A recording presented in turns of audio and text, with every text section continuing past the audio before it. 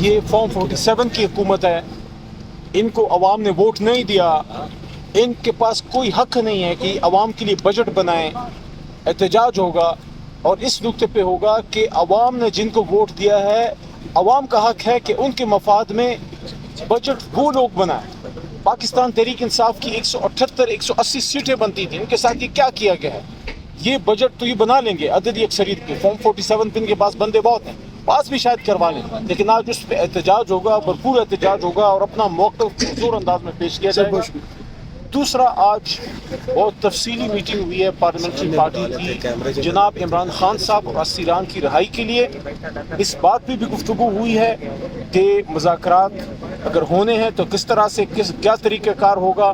خان صاحب نے کل یہ بات کی تھی کہ اگر مذاکرات ہوں تو وہ بامعنی ہوں، صرف نشستن گفتن برخاستن نہ، اب کس سے ہونے ہیں، کیا ہونا ہے، وہ ڈیپینڈ کرتا ہے حکومت کیا سٹیپ لیتی ہے۔